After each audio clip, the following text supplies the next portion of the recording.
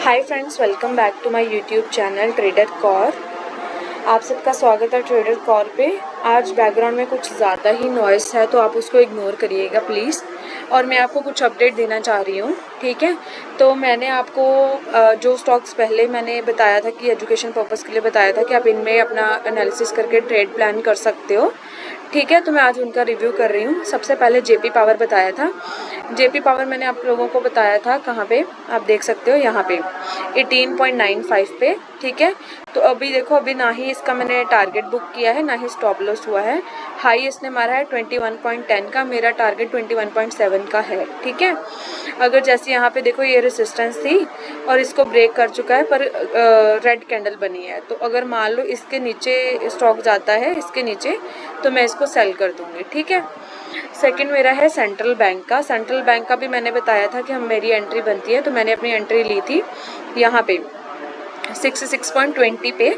ना ही अभी टारगेट मिला है ना ही स्टॉप लॉस मिला है, बट टारगेट के पास अगर देखो तो यहाँ पे एक स्ट्रॉन्ग रेसिस्टेंस है। अगर तो कल इसकी क्लोजिंग ऊपर हुई रेसिस्टेंस के तो मैं इसको होल्ड करूँगी। अगर इसके नीचे हो गई तो मतलब इसके आने वाले समय मतलब कल रेड कैंडल बन गई और इसके नीचे आ गया तो मैं इसको ऑन कॉस्ट पे एग्जिट कर दूँगी, ठीक है। ये स्ट्रेटजी बहुत सही काम करती है। बस ऐसा है कि आपको और छोटी छोटी चीज़ें आनी चाहिए। जैसे मैंने एनालिसिस कही कि ये रेसिस्टेंस है, देखो एक टाइम ऊपर गया, यहाँ पे वापस फॉल हुआ, फिर ऊपर गया, यहाँ से फिर फॉल हुआ, फिर यहाँ से फॉल हुआ, इसके नियर अबाउट फॉल हुआ। तो हो सकता है यहाँ से स्टॉक नीचे गिर जाए, तो मैं कल की कैंडल का वेट करूँगी। कल मैं अपडेट भी दूंगी उसके बाद, ठीक है। तो आप अगर एंट्री प्लान किया तो आप ये सब साथ में अपने मतलब एनालिसिस करते रहना, ठीक है। उसके बाद मैंने आईओबी में बताया था। आईओबी में क्या था, आईओबी में एंट्री मैंने बताई थी यहाँ पे 59 पॉइंट कुछ पे, यहाँ पे एंट्री बताई थी, ठीक है, 65 के आसपास में, और 59 का आई गेस स्टॉप लॉस था, ठीक है।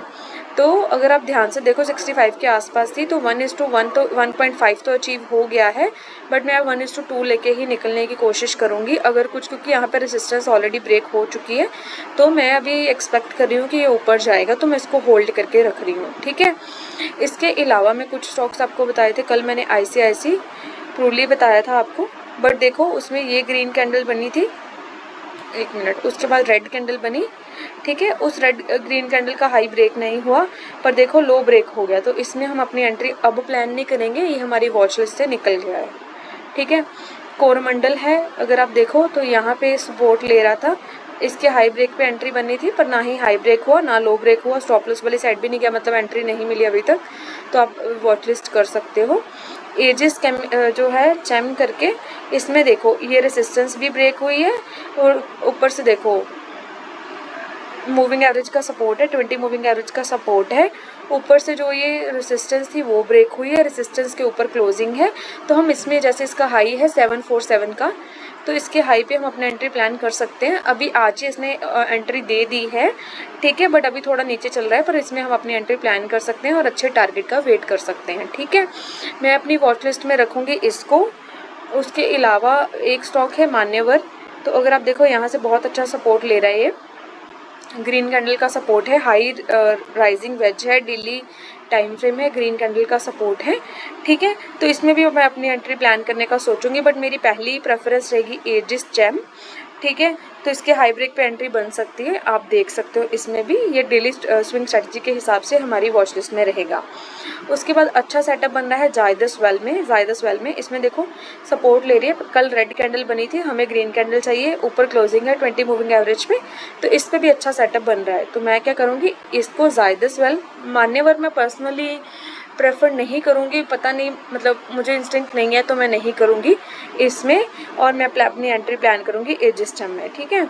उसके अलावा एक मैं आपको सेटअप शेयर कर रही हूँ। मंथली चार्ट पे मैंने ड्रॉ किया हुआ था, मंथली चार्ट है ये, तो डाबर का जो है ये देखो, ये एक पैटर्न बना था, तो इसके ऊपर क्लोजिंग जा रही है। इस मंथ एंड की आप वेट कर सकते हो कि कैंडल क्लोज हो, उसके बाद हम देखते हैं आगे क्या करना है, बट इसको अपनी वॉच लिस्ट में रखो और एनालिसिस करते जाओ, ठीक है। ये कुछ स्टॉक्स है जिनका मैंने रिव्यू किया, जिनको मैंने बाय कर रखा है, क्वांटिटी कुछ 150 के आसपास, उनका मैंने रिव्यू कर दिया है। प्रॉफिट बुकिंग अभी नहीं की, लास्ट टाइम जो प्रॉफिट बुक किया था आपको बता दिया था, ठीक है। तो अभी कुछ भी आगे प्रॉफिट बुक करूँगी, जिसमें एंट्री लूँगी या कुछ भी करूँगी, आपको बताती रहूँगी। प्लीज़ अपना एनालिसिस साथ साथ करते रहना, उसके बाद ही ट्रेड करना, क्योंकि मैं कम क्वांटिटी से ट्रेड करती हूँ, मैं छोटा प्रॉफिट लेती हूँ, निकल जाती हूँ, ठीक है। छोटा लॉस लेती हूँ, छोटे से भी छोटा लॉस लेती हूँ, मतलब प्रॉफिट से तो बहुत कम लॉस लेती हूँ और मैं निकल जाती हूँ। तो आप अपनी एंट्री ऐसे ही प्लान करना।